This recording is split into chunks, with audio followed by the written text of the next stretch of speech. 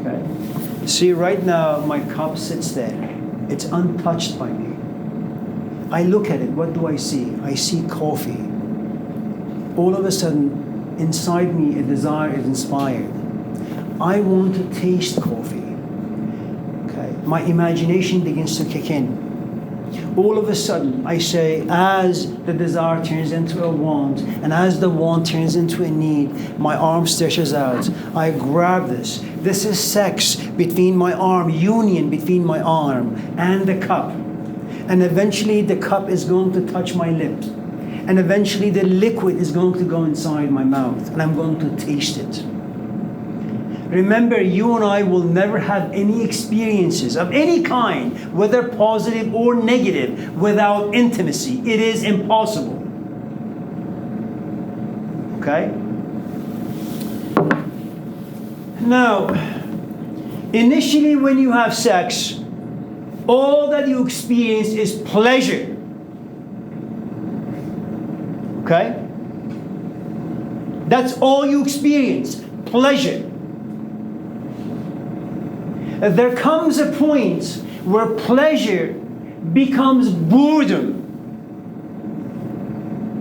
Boredom either because you have been satisfied, or all of a sudden your reflection kicks in. And the moment you begin to reflect on anything, whether your presence in this class, doodling, writing, talking, hanging out with your friends, teaching a class, reflection puts a wedge. It creates a space between you and what it is that you're doing. You stand outside and you say, what the hell am I doing? It doesn't mean that you will stop having pleasure. You will continue to have pleasure. But it now gets contaminated by reflection that forces you to look, to observe, to examine. And you yourself begin to assault yourself by asking, why am I doing this? Okay? There comes a point, because of experience, you have sex, but with a good amount of regret.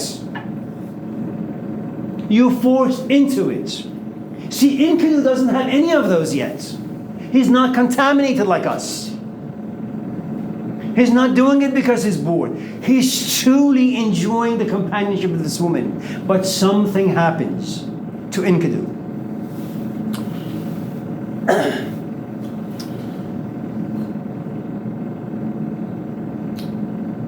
After he is intimate with this woman, he falls asleep. When he wakes up, he feels as if he has lost something. He doesn't know what it is.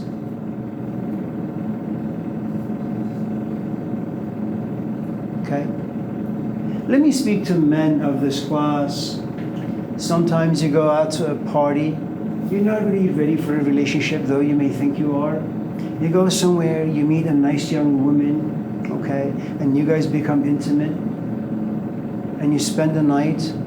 And then you fall asleep. And you wake up. And you want to get your stuff and quickly run away. Because something about you says, I don't want to lose my freedom. I don't want to commit. I'm not ready for all of this. Now, on the outside, you may kind of categorize yourself as a scumbag. But the truth is, something about you knows, understands your unreadiness for this ordeal. Okay?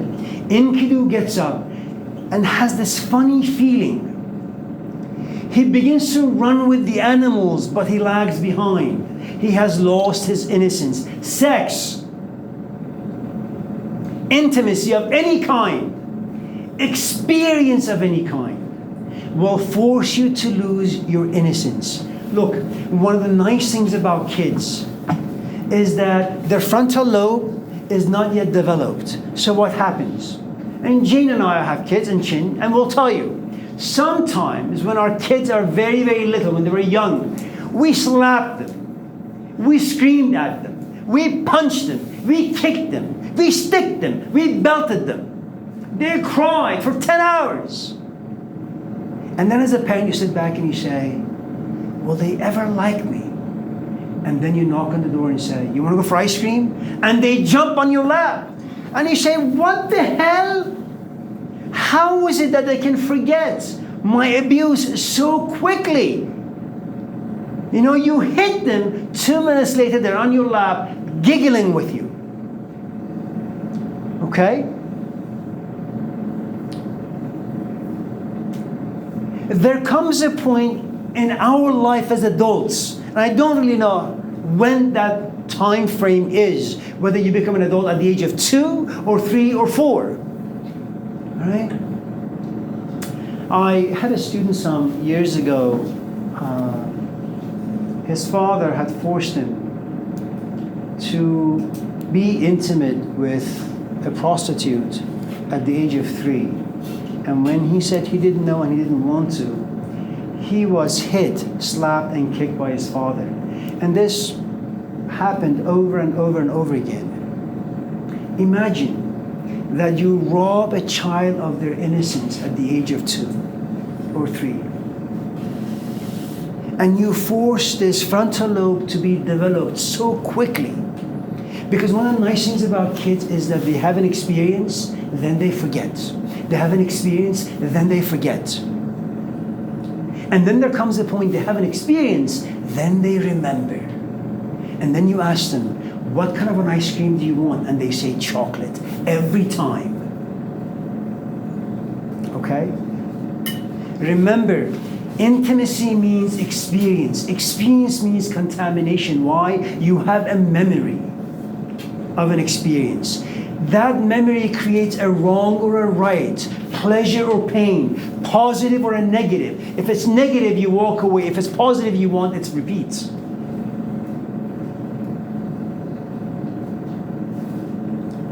Enkidu remembers how it feels to be innocent, to run with the animals, to have no shame walking around naked.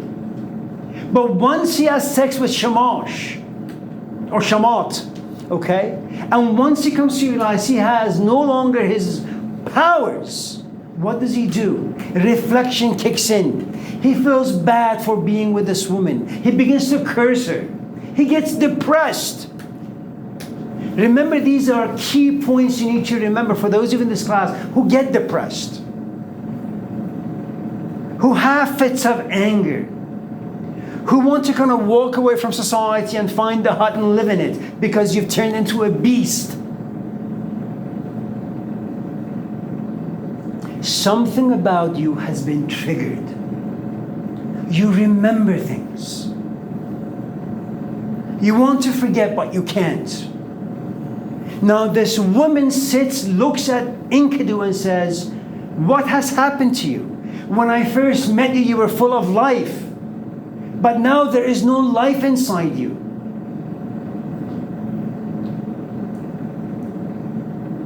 And the woman says, come to my town. Let me have you meet my king Gilgamesh. He is like you. He's as attractive as you are. He's as powerful as you are. Okay. Now look, one of the things you need to understand about Enkidu is the following. Enkidu, unlike Gilgamesh, Enkidu lives in conflict. Gilgamesh doesn't. Gilgamesh may have been innocent at some point, at one point in his life, but he has forgotten it completely. There is no conflict inside. Enkidu remembers he was once a man of nature, and now he is forced into society. Look, for those of you who may not know, he is not in this class. She is not in this class. She is not in this class. And him, he is not in this class. Why are they here? Why can't they simply be in their life? All of these people have companions. They could have sat home, watched a movie, bought a nice deep dish pizza from Zachary's, gone out for a walk, gone out swimming in this hot weather. Why are they here? They are here because they remember. What is it that they remember? That long time ago, they had wings. They had innocence. They could think. They were sober in reflection. They went into life. They got contaminated. They forgot. They are here for one reason. They live in conflict. They are half Gilgamesh and half Enkidu. When they are here, after a point, they look at the clock and say, I want to go back and be like Gilgamesh. When they get home and they are Gilgamesh, they think back about this class and say, I miss the innocence of the classroom.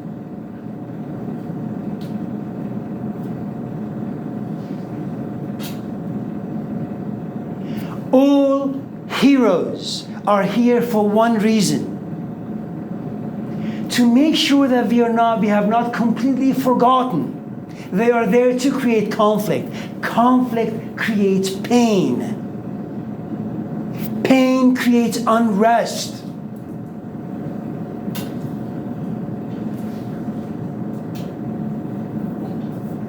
You know, it's going to take some time for Chris to go home, pick up the phone, call his companion, and have a decent tone of voice and emotions about him where his companion will not suspect that he could possibly be in a foul mood.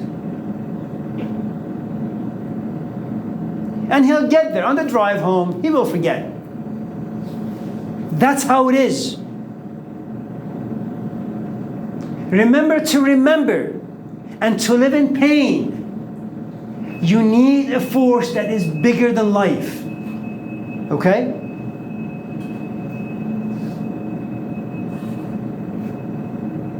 You can't simply stay home, read a book and say, I want to change. I want to get rid of my anger. I want to get rid of all these negative memories I have about my past. It is not going to work. Talk to anyone, Robin Williams, Al Pacino, they will tell you, once you realize you have a problem with alcohol, initially you try to overcome it by yourself. You won't be able to. You need a support system. You need a force from the outside that will tell you, remind you that you're far too weak, far too impotent, far too incompetent to go into this battle by yourself. Okay? So remember the difference between Enkidu and Gilgamesh, very simple. Gilgamesh has forgotten. Why has he forgotten completely? He has power. And his power remains unchecked and unexamined. Enkidu, on the other hand, because he knows what it means to be innocent. Because he was aware how his innocence was robbed. One of the best stories you will ever be able to read, if you want to know how this transformation takes place, read the biography of Malcolm X. He tries to forget over and over and over again. Kind of like who's that guy, Tolstoy. Every time questions came up, and those questions reminded him that he is useless. He is the waste of life. He pushed the question away. Until the age of 30, 34, 35, where he could no longer push the question away. It was inside him all the time. It destroyed his life. To the point that he would go into his farm and sit and eat with his servants. This is not something that you do. And yet he did.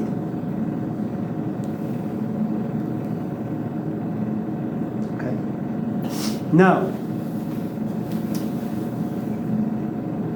as they are walking to Uruk, where Gilgamesh lives,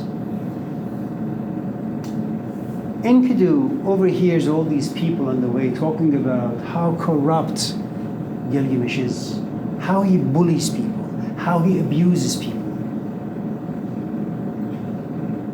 You know, Enkidu knows what it means to be a human being living in conflict. He has access to innocence. And so you know what he says? He says, I will go to Uruk. I will meet Gilgamesh to teach him, to remind him what it means to be human.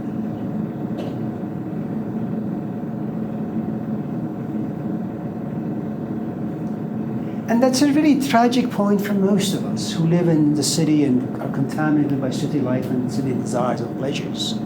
That we have a shell that looks like a human being, but there is nothing human about us.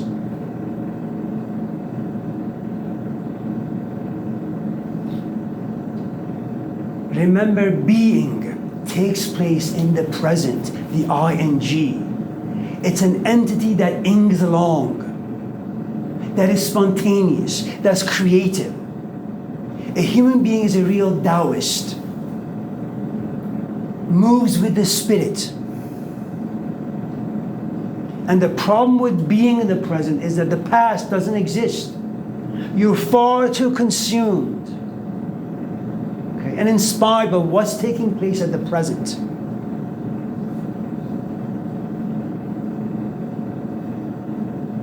Okay? So you have every right to go home, look yourself in the mirror, and be disgusted. There is nothing wrong with it.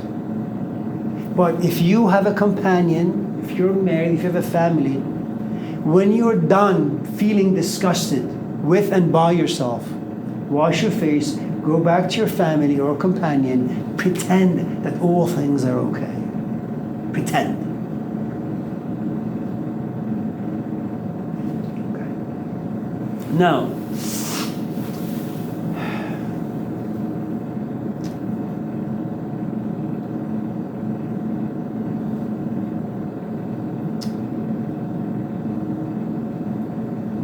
eventually, Enkidu and Gilgamesh meet.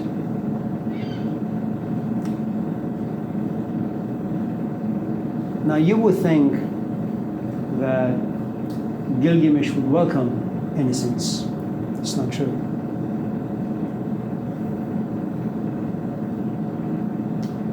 They meet and they begin to fight. They wrestle.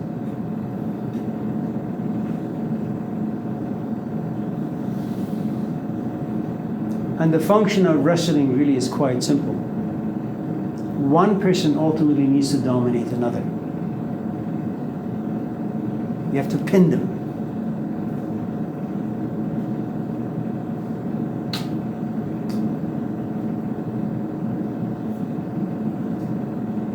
Imagine Benjamin going home tonight. On the way home, he passes by 7-Eleven. Now, as he leaves the classroom, he says to himself, I'm going to go home and just read. Maybe listen to some jazz to calm myself down. As he passes by 7-Eleven, the advertisement of liquor enters his mind. And now inside him is a battleground. Am I going to stop and get some beer and go home and drink? Or should I just go home and listen to music and read some books? Eventually, one of these desires is going to pin the other one down. Inside all of us is a battlefield. Imagine now you want to stay awake in this class, but there is also a part of you that says, I'm exhausted. The class is boring. This guy is talking nonsense, and you want to take a nap.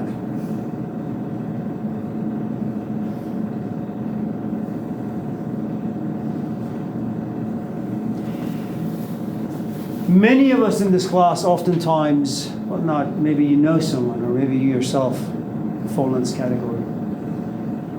Maybe one day you wake up and you say, I think I'm going to seek therapy today. I'm going to change. And what you're saying is this.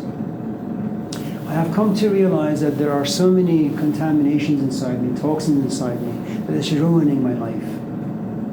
And you also come to a point where you realize that you've tried to change many times, but to no avail. You need help. And then you go to the therapist's office, or let's say a grandparent, I don't know, whoever. And they give you wisdom. And you assume that you woke up early morning, knowing full well you have the capacity to change. Your ears are open enough to listen, to understand and to learn and to change. It's not going to happen.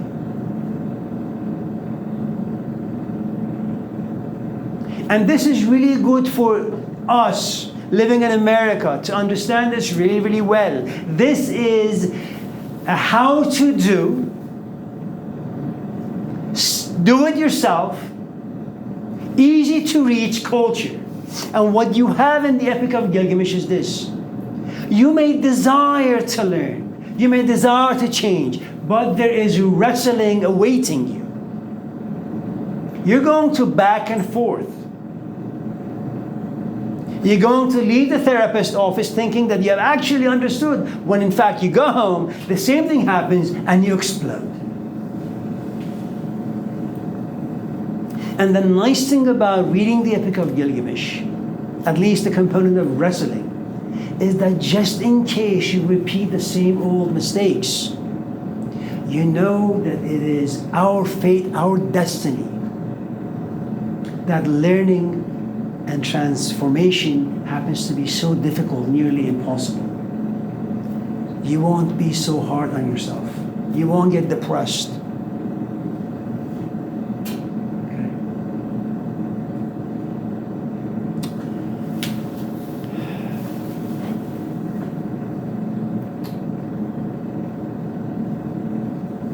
Something really strange happens.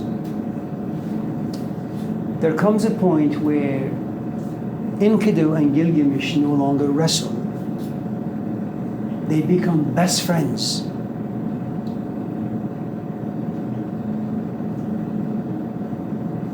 You see, Gilgamesh beat Enkidu in the wrestling match. But something really strange happened. Instead of Enkidu serving Gilgamesh, Gilgamesh begins to be at the service of Enkidu.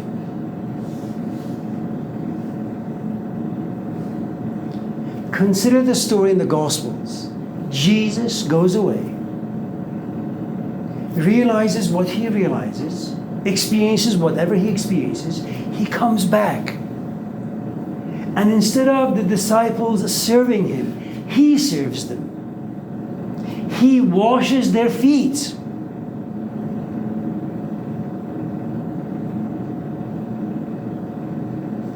Innocence is always at the service of the contaminated. Always.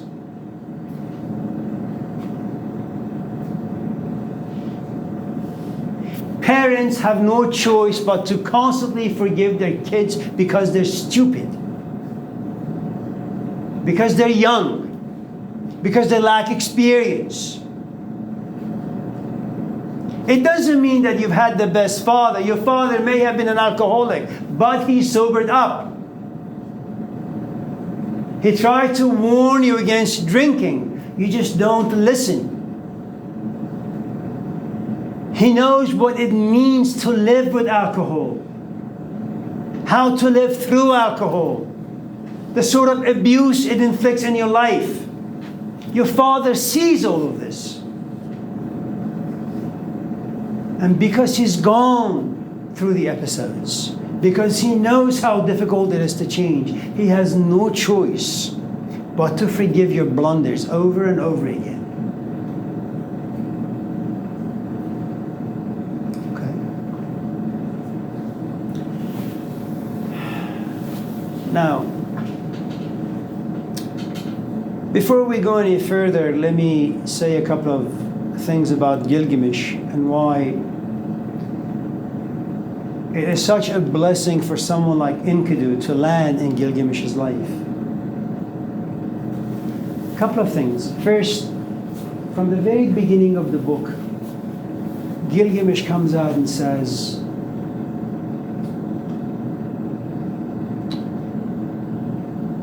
The thing that frightens me most is to be forgotten.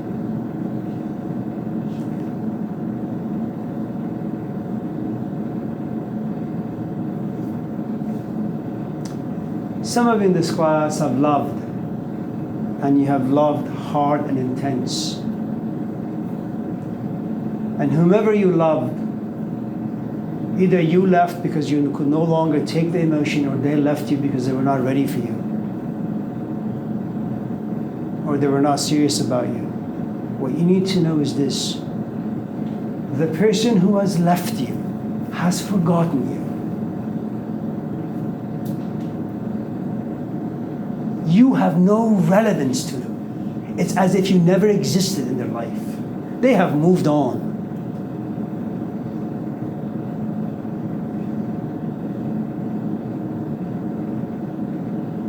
There is something profoundly unique about a man who has forgotten innocence, Gilgamesh. He is afraid to die and then be forgotten.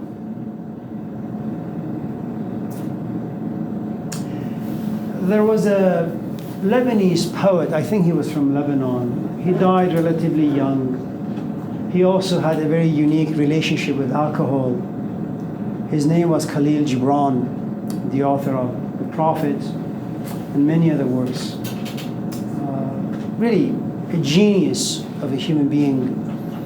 And they once asked him that he is like the sun. There are lots of people who want to be around him and want to be with him. Why won't he marry? Why won't he commit? And I'll put some words in his mouth. He didn't really speak in this way, but I'll speak in this way on his behalf. That he has Pegasus on the inside. He has wings. He wants to get close and be close to the sun. He wants to live an inspired life. Like Kierkegaard, he doesn't want to get damaged in a marriage or a relationship where he has to go to work on a daily basis and then forget that he has wings. He wants to be committed to God, not human beings. And so he said, sometimes I go into my room and I lock the door for 2 weeks and I write and I sketch and I paint and I think, what woman would ever desire to be with a man who goes missing?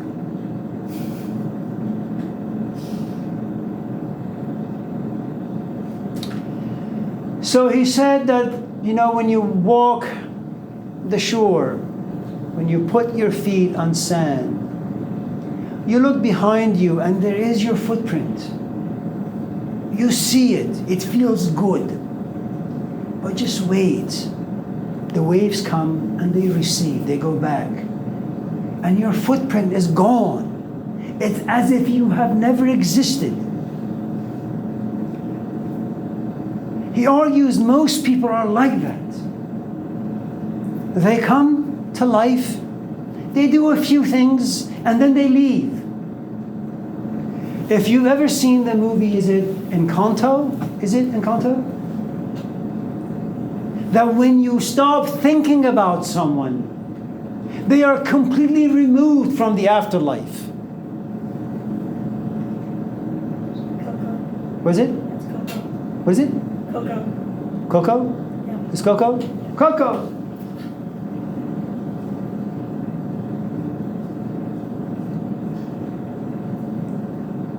Just consider the profundity of this.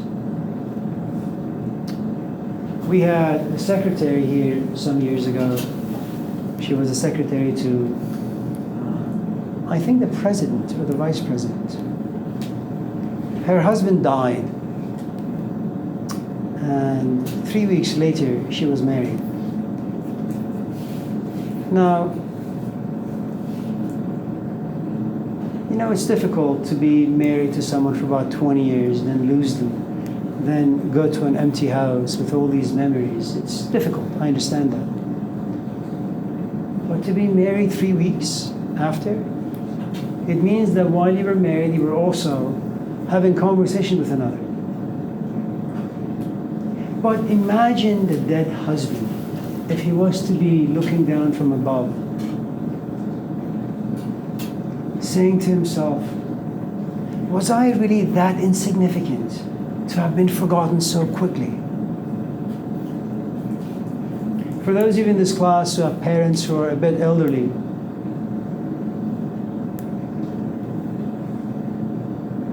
you should really call them every day,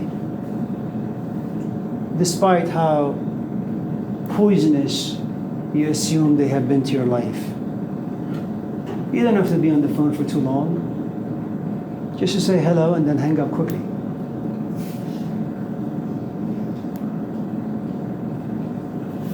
I don't want to speak for Karen or Bridget.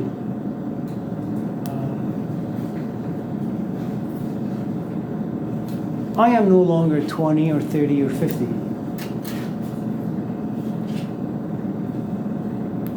As you get older, and I think Freud was very right, you begin to see your own reflection in the mirror, and sometimes it horrifies you. The wrinkles, the gray hair, if you have any hair at all, the beard, and how exhausted you look. Then you slowly begin to realize that your shoulder hurts, and then your knees hurt, and your back hurts. And then as you walk around town, you realize that people's gaze upon you has become very different. First, they looked at you because you were attractive. You were vigorous. Now they look at you because they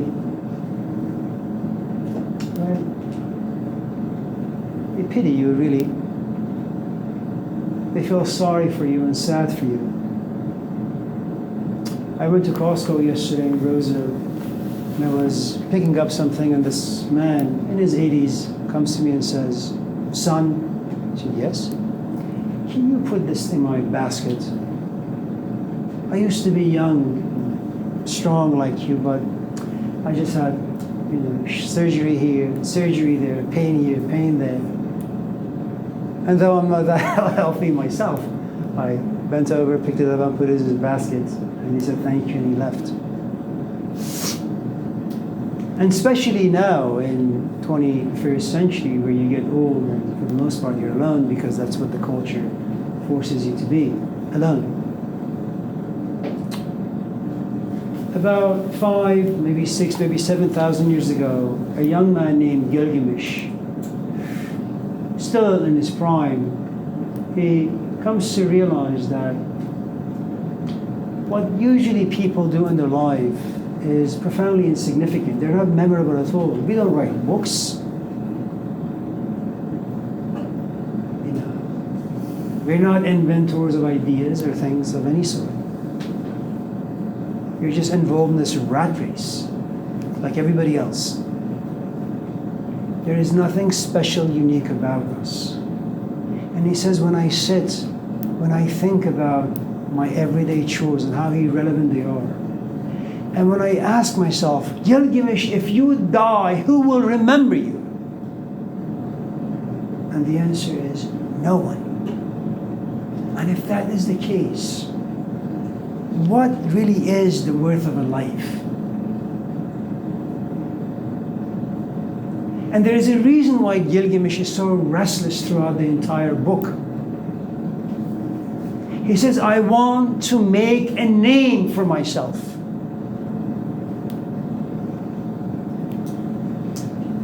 You see, I'm not a monk. I don't look like Chris, where I can sit on top of a mountain and just reflect and think and meditate and be close to God. I'm not like Chris. I have lots of ambitions. I want to know that when I die, my kids will remember me. My wife will not marry after 2 or 3 years. That after being in the classroom for almost 40 years, I'll have some students who will think of me positively. That someone who will purchase my house or my car will say, that is the garden that he made. And what Gilgamesh is saying is that I want to live a life that is honored after I die. Do you know how frightening that is?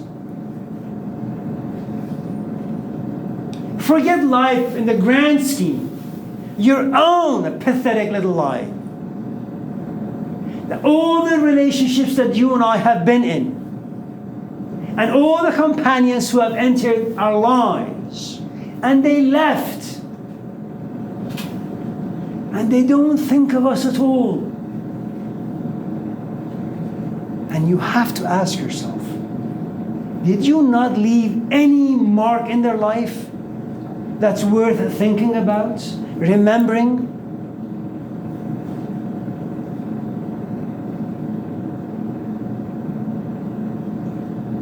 At least Donald Trump will be remembered. Obama will be remembered. Hitler will be remembered. The Buddha will be remembered.